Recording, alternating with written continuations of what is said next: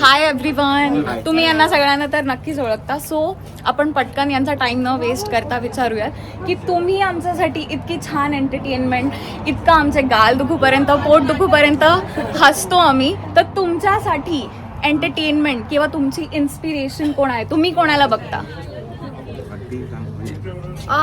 मला काही मराठी जुने सिनेमे बघायला आवडतात, स्पेशली अशोक सराफ आणि लक्ष्मीकांत बेर्डे यांचे.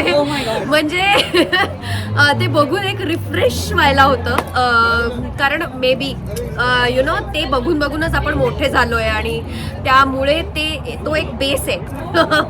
सो ते बघून परत छान वाटतं आणि मज्जा येते सगळं काम करायला. I am with Bhakti. Of course मलाही आम्ही ऍक्च्युली कालच बघत बनवा बनवी आणि कुठलं काय ते कुंकुलाव सौदामिनी कुंकुलाव हे असे आम्ही म्हणजे अशोक मामा असतील, लक्ष्मीकांत बेर्डे असतील, यांचे तर सिनेमे बघतोच टू एंटरटेन. आणि मला असं विचाराल तर नॉट म्हणजे आता ह्युमर असं नाही, पण मला एंटरटेन व्हायचं असतं तेव्हा मी रिपीटवर मार्वलचे सगळे सिनेमे बघत असतो किंवा डिझनीचे सिनेमे जाऊन बघणे. तसं मला ॲनिमेटेड मूवीज खूप आवडतात.